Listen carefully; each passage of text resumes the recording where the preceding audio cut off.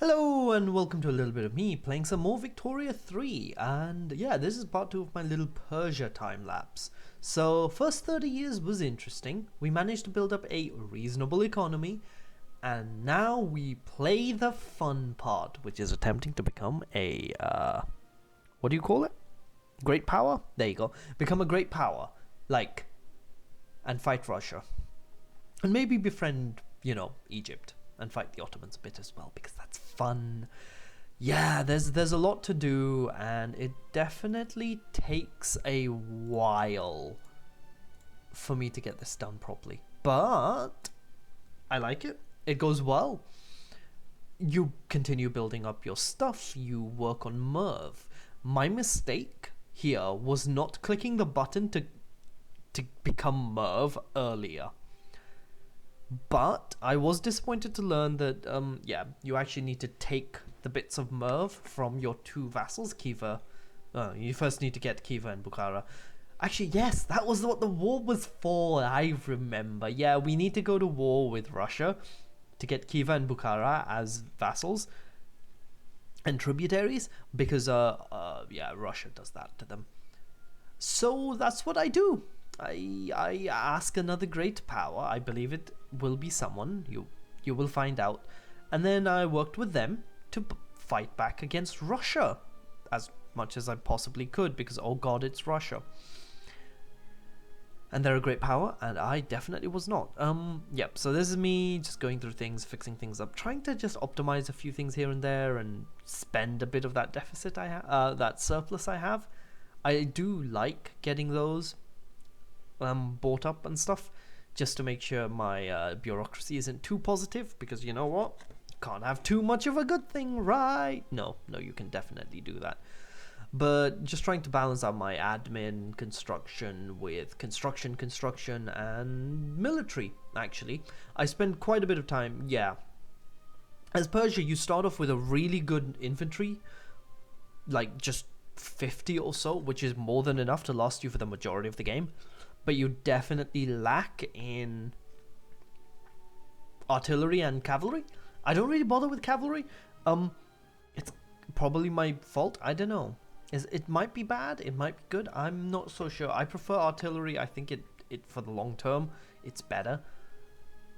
But it could actually be, well, it's cavalry is great if you need to, oh, I don't know, take over huge swathes of Russian lands. I'm at one point. Yeah. Okay. Yeah. I see.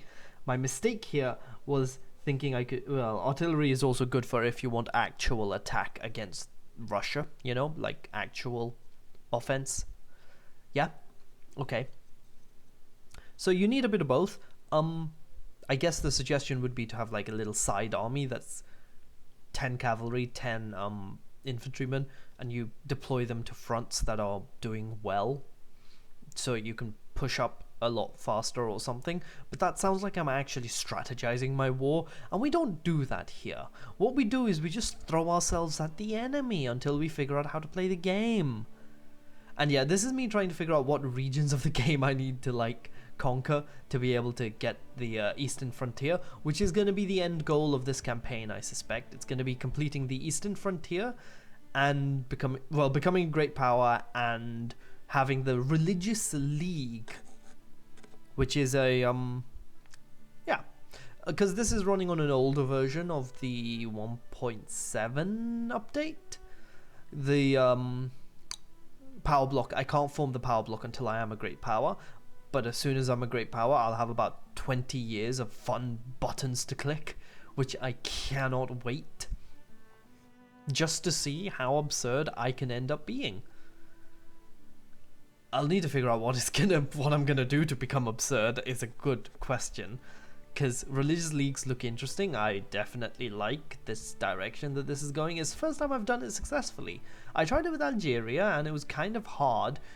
Obviously with Persia you start off a lot further ahead with a lot higher of a population, and then you have some really good neighbors you can just conquer. Sorry, tributary eyes.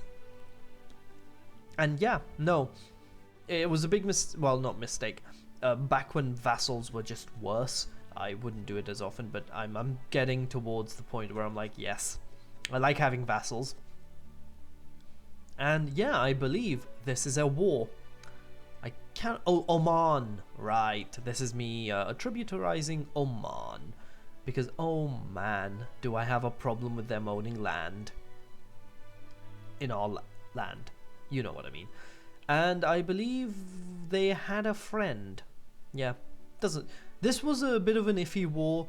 It definitely took me a second for it to get going. But hey, I had the French. Right. Yeah, there was a little bit of a bug, I think, where I had to defeat these ports repeatedly. Won a lot of battles.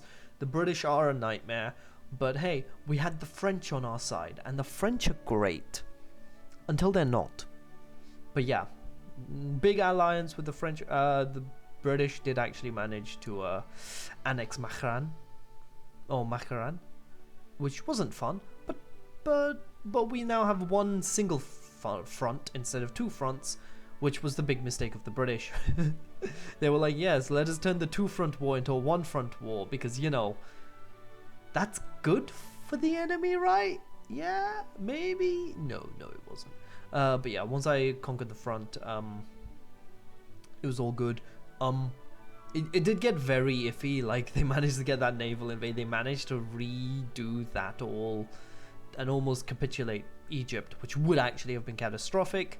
But hey, the French and Egyptians managed it. Oman eventually capitulated to me, and we got ourselves a new vassal. Let's go. It's just expansion like that. Lots of building. Finish up building the fishing wharves, especially as Persia. You can definitely build them up very quickly and basically to max level immediately. I should have done it in Oman as well, since they have a few they could have built. Now that I think about it, I maybe could have focused a little bit on improving my vassals, but that's their job, because my job is making sure my population are happy, right? Yes, definitely. Lots to do, like, again, more expansion. Again, I should be considering a little war with Sikh Empire, to try and grab them. And I believe this is where the game decided did I pause? I think I just paused here. This is a good point. Oh, I was gonna say to have a look, but the Sikh Empire definitely need to do their thing. I need to conquer them, well, tributize them, and the same with Sindh down in the south. But I kind of like those two currently as they are, because they are acting as a buffer state with the East India Company. Had I taken them in the last had I taken them before, I suspect I would have had a much harder time against Britain. But having kicked Britain out with all their treaty port nonsense, I am in a much better spot. And honestly, yeah, 33 ranked great power. Honestly, I'm a lot higher than that at 13 mil GDP. I didn't check at this point, but I definitely hit the top like 50. And obviously giant military, working on a navy. That I think is what pushed me up into the great power rankings, rank up mode, which was fantastic fun.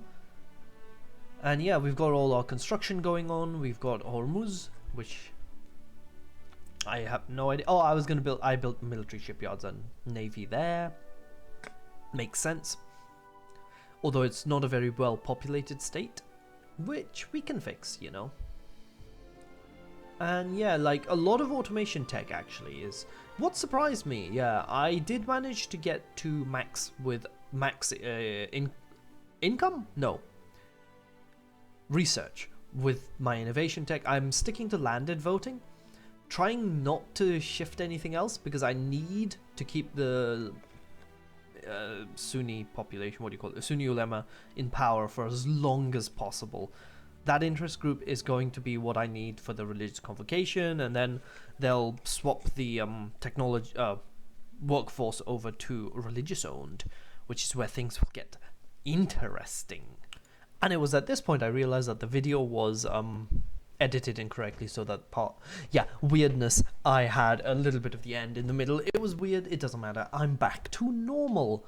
And this is where I went to war with the Ottoman Empire. Mostly so that I could free Iraq, and then get myself a bunch more land and pops and all that good stuff. And yeah, I had to like figure out how to get France to help me out, because I do believe the British joined in on this fight.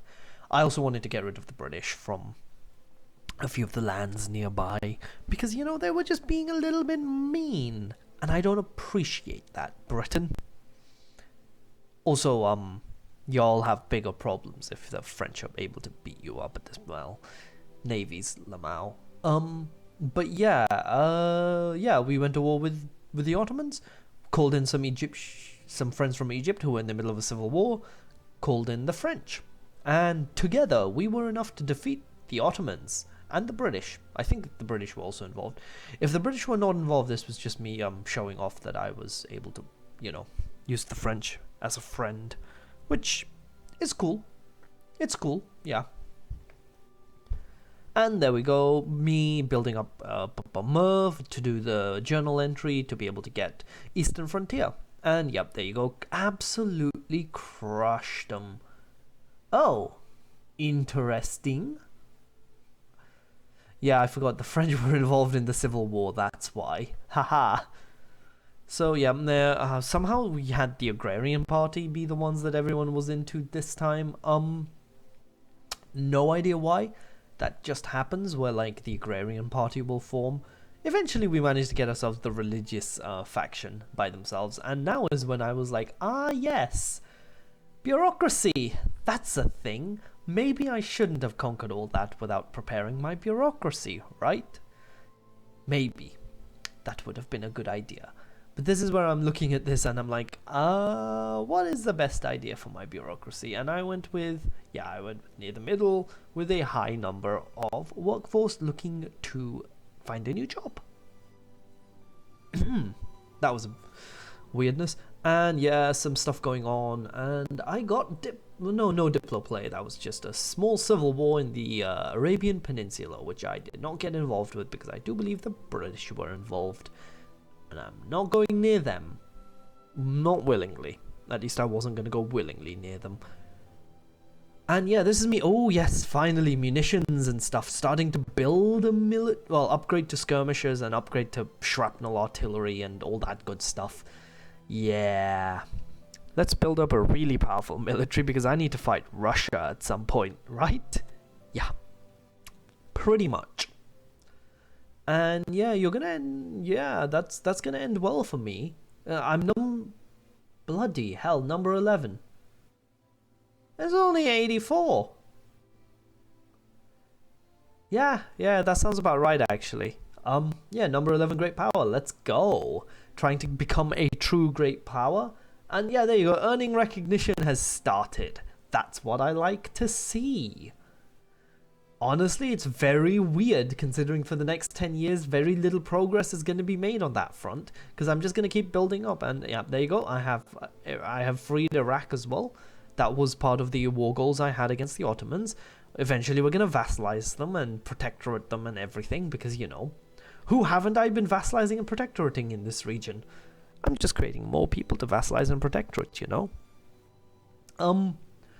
I really should have maybe returned that land, and then you probably would have. Yeah, I probably would have done better if I were to just have made more vassal states. To be fair, but at this point it was getting a bit silly the number of vassals I had, and also I kind of couldn't be bothered because I need pan-nationalism and a few other things, so I needed to wait a while. And subsidies was starting to take up quite a bit of my income, so I had to go and figure that out and balance some stuff up and make sure that my economy wasn't completely reliant on my government, which was taking taxes only to, Eventually, I do figure out how to economy, and I believe the solution was making things cheap to run. Also making the vehicles productive. And yeah, with Iraq, I did try the weird patented strategy of let's foreign investment and build some wheat farms. Hopefully they'll export wheat to us and we'll be able to have wheat.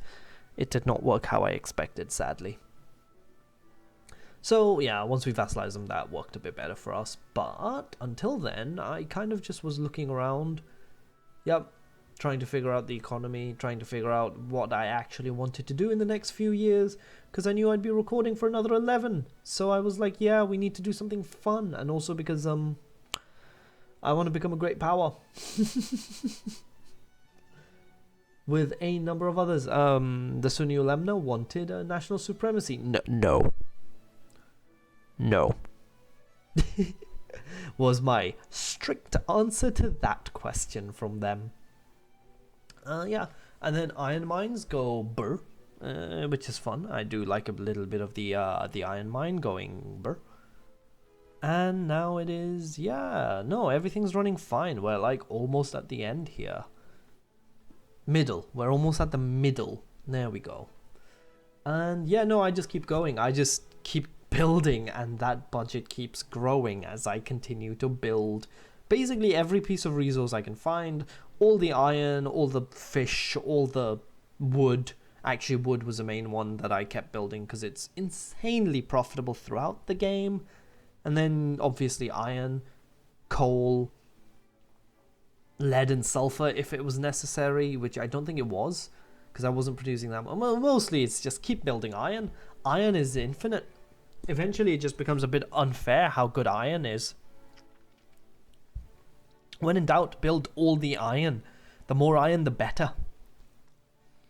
And yeah, build some ports and stuff apparently. I think that's just because so I could build up some factories. What do you call them? No idea. But yeah. And I maybe could have played the trade game a bit better, to be fair. Could have played it a lot better actually, but I didn't, which was my mistake. And yeah, this is me looking at the military of Russia to try and figure out if they had skirmish yet. They had skirmish, which made me very sad and a little bit scared to fight them. So I asked for some help, I suspect, from the French. But until then, I worked on, managing my vassals. Pretty much should be trying to raise the income that they give you as much as possible, so you have more income.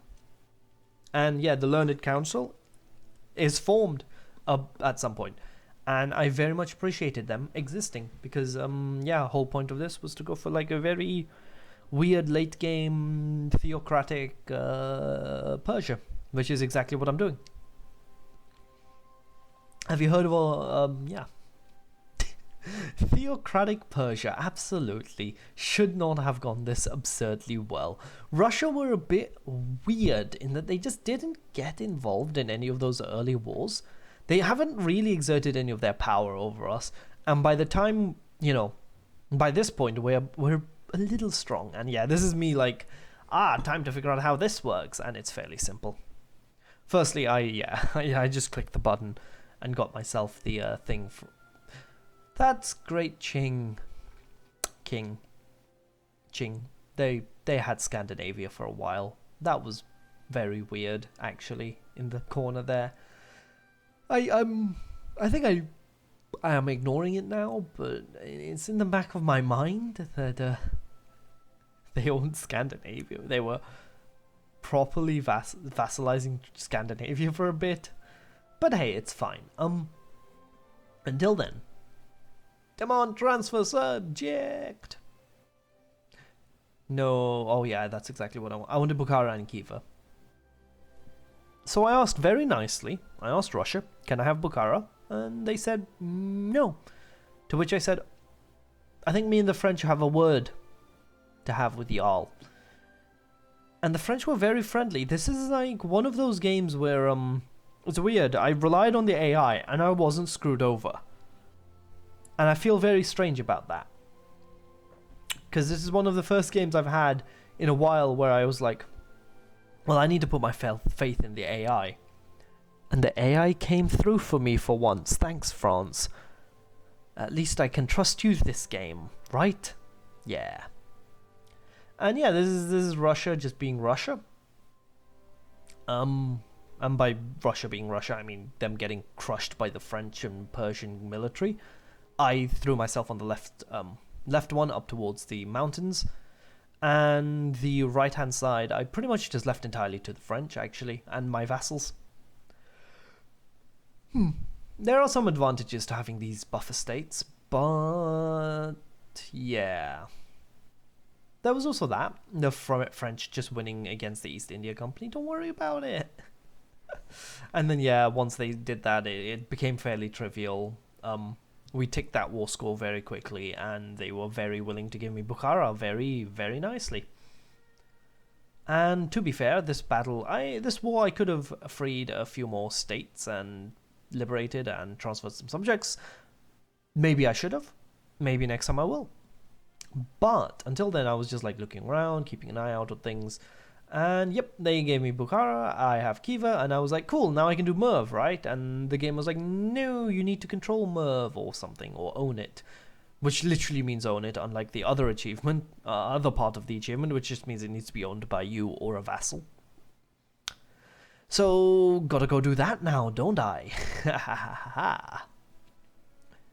And yeah, I suspect that if I can form that religious union, that religious thing, power block, it will be a lot easier for me to vassalize the Arabian Peninsula at this point. So I believe that would be my goal. And yep, earning recognition is starting. So I start focusing on just producing goods, producing things, and upping my already fairly high 11.0 standard of living with 50% literacy. That's pretty good literacy, actually, considering where we started, and also considering that our population is still only around 10 mil. Well, it's closer to 15 now, but yeah. 23 mil with 13 mil? Yeah, that's pretty good GDP. Haha. That is reasonable. It's getting there. And yeah, diplomacy, gotta do that. There's me looking at the options I have, being like, oh, do I want to do this or that or this or that or whatever else do I want to do? That's a great question. Semnon is just doing their thing, and yeah, this is me just vassal management microing basically for a few minutes, just to make sure everyone's giving me the most money they possibly want to give me, and that I, on the other hand, am able to lower their autonomy as much as possible for certain states. Khiva and Oman in particular, because they need to be integrated. Oh, and Iraq. They need to be integrated. They all must be integrated. And autonomy, buildings, just trying to get everything running a bit better. Just just doing some tweaks, updating stuff, exports, imports, whatever.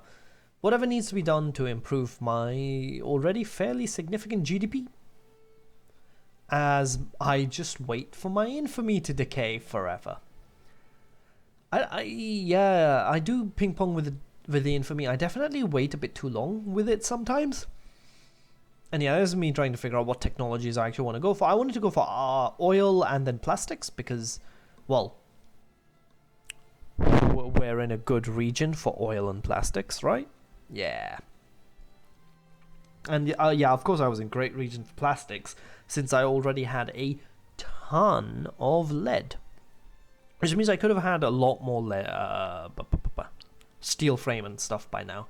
And it might have made some sense to upgrade to steel frame, but in all honesty, I had just so much iron that there wasn't really a good need. Even though I have the lead, there's just not really a good need for me to upgrade. So I think I don't know if I even started, but at this point you would probably want to consider starting upgrading to steel frame. And yeah, no, this is just when I paused it at this point. I have no idea why, but I believe we'll be stuck here for a few minutes. While I just, region's going well. Pretty much most of my states have started reaching the point where they're very low, if not empty on peasants, which is great. And it's around now when I should start trying to, grab population actively from my vassals, which will just happen with greener grass.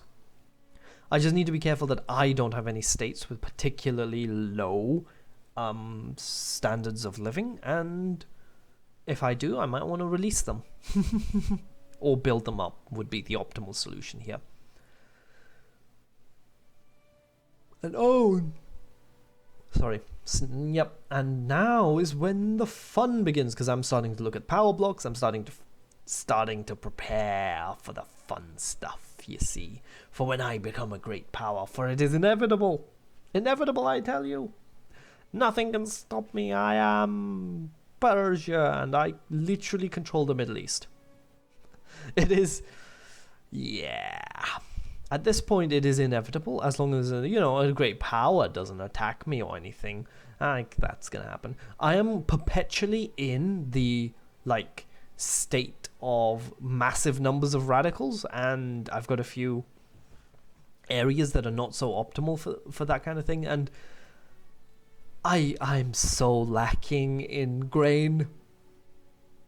It's not even fair how little grain I have at this stage of the game. How do I have so little grain? It's fine. Everything is fine. See, I'm getting there, top whatever.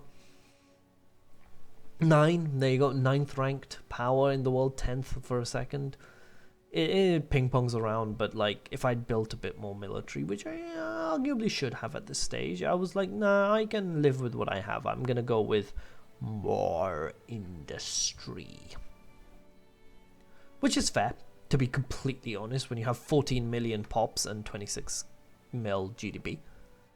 And we're kind of getting towards the end of the video, so yeah, that's it. This is where we're getting to, tensions are building up, and I'm starting to micro a bit more actively, and I'm looking at different states and being like, what do you need to build here? What can you build here? What should I build here? And munitions plants, and and this is me now looking at things being like, time to upgrade my military, time to upgrade, my industries and construction and everything like that. And then once all of that's done, well, I can have the infinite fun of becoming a great power, forming a new power block, and becoming even more powerful and more influential around the world. Meanwhile, Kiva has now been, they've been tributarized, which is fantastic. That's great for them. Now I just need to do Iraq and then Oman, and then, I'll have everyone in this region that I have as a tributary. That'll be fun. And yeah, maybe I'll have to cut down the Ottomans a bit more and then take them as a tributary as well. Oh, wouldn't that be exciting? Or maybe I'll just eat up the Ottomans, who knows? I don't. That's why I'm here. And yeah, gotta earn that recognition. And gotta do a bunch of laws that I haven't been doing, to be fair, property to women is very unpopular because I'm going with the religious faction and stuff, but 5% workforce is a huge amount that I need right about now in the game, because we've reached the point where, again, we have no peasants. And being able to convert 5% of them, well, not 5%, quite a lot of my dependence into peasants is very helpful to continue industrializing, pushing up that GDP and pushing up all of those good numbers. Mostly the GDP. Yeah, it's not like you'll get a collapse of your, thing if you have too low fertility in this game. It's only 100 years.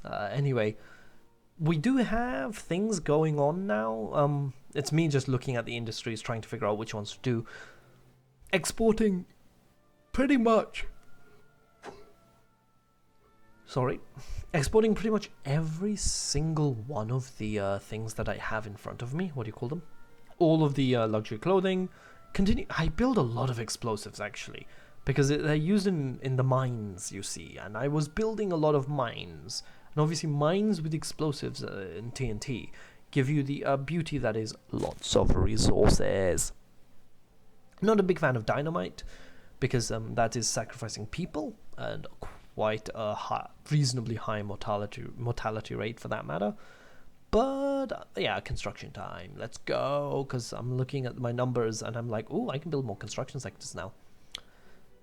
Knowing what's about to happen, actually, I completely regret in every way that decision. Because if I had built a bit more of a military instead of those construction sectors, I probably wouldn't have had an issue. I'd be able to solve an upcoming issue, is what I will say. Because we're getting towards the last minute, and this is where, well, it's where the fun will begin. The fun being, yeah, you'll see. It won't take me too long. But yeah, paper mills, those are nice. I was building a lot of paper. I had a lot of research, actually, Yeah, hitting that research cap midway through the first 50 years, in the first 50 years, absolutely astonishingly good. And aha, Russia. So, this is where the fun begins. I split my military in half, I put them on each front, and I'm praying to my gods and anyone who'll listen as I try to grab allies, and now I have a massive war to deal with. Let's see how that goes, shall we? In the next part of in the final bit, where I do the final bits of the years and blah blah blah blah blah. Fortunately, or unfortunately for me, this did not end up becoming the Great War, but we have our friends, the French. So we'll see how things go. Yeah, okay. On that note, bye.